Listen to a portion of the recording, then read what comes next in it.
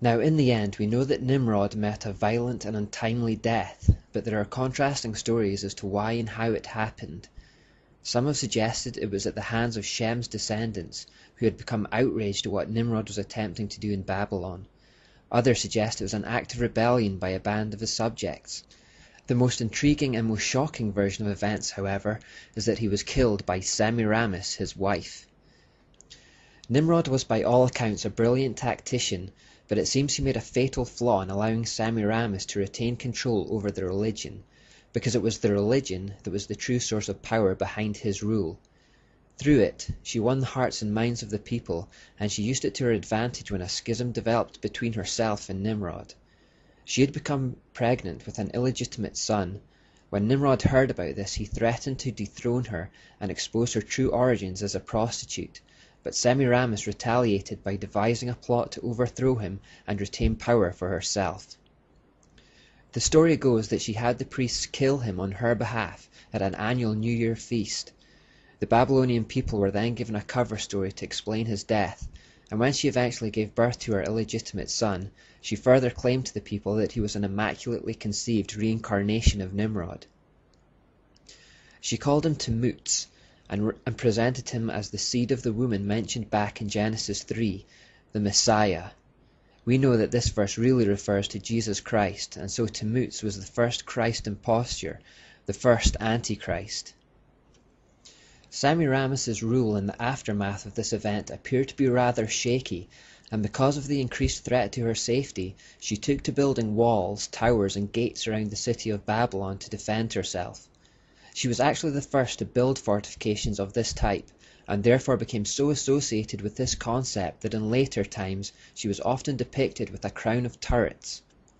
To secure her position, she increasingly emphasized her position as the Mother of God and the Queen of Heaven. In other words, she continued to use religious motivation to keep power. As Tammuz grew up and reached maturity, he began demanding to be installed as the new king. Not only did Semiramis refuse this, but seeing that he was becoming a threat to her rule, concocted a plan to have him disposed of in the same manner she disposed of Nimrod. Tammuz, however, caught wind of her scheme and ran her through with a sword before she had the chance to implement it. He then purged the priesthood of all who wouldn't swear allegiance to him to consolidate his position within the religion. This ended Semiramis's 102-year rule. It did not, however, end her relevance. After death, Nimrod continued to be worshipped as the sun god. After Semiramis's death, she continued to be worshipped as the moon goddess, and they continued to be represented by the leading lights of the sky.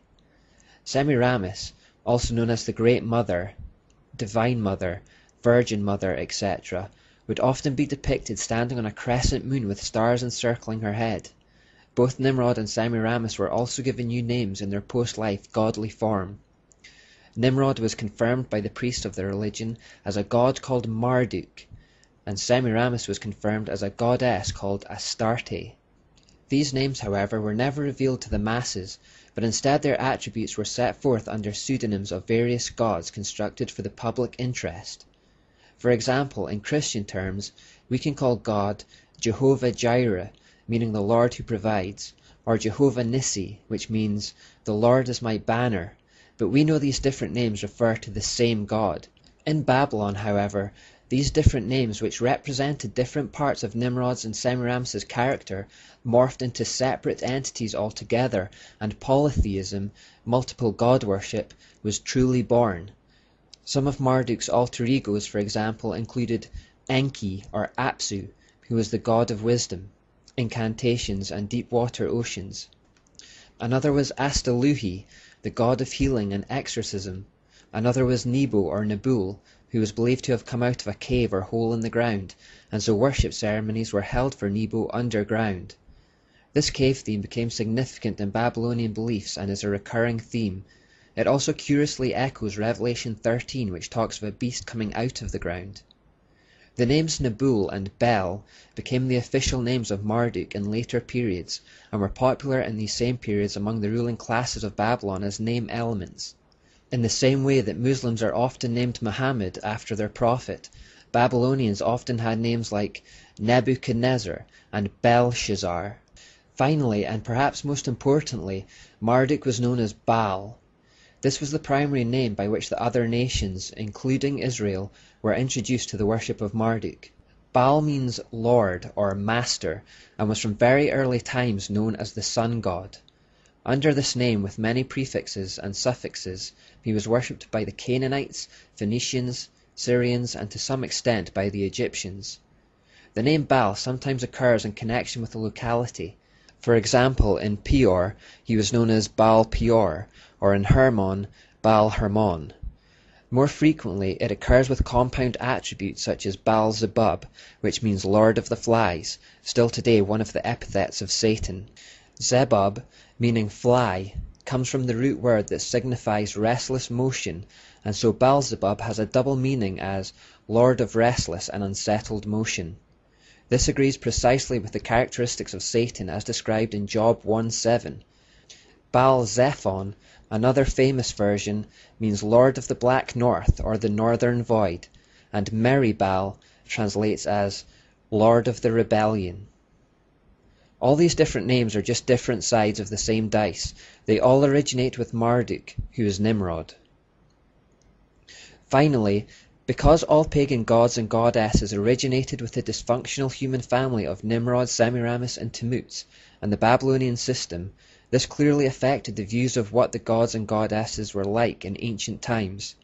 The gods were given family-type structures. The gods had affairs, they argued, they competed for position. They were as prone to family and relational problems as any human. Like Babylon's first family, they even killed each other. Put simply, they were humanized. The Babylonian religion developed in such a way that men began to envision their gods in conformity with the image of man. The gods of the Babylonians were not only understood to interact with each other and operate their affairs as humans do, but they also behaved like humans or worse. As one modern poet wrote, "The more the gods become like men, the easier it is for men to believe the gods. When both have only human appetites, then rogues may worship rogues."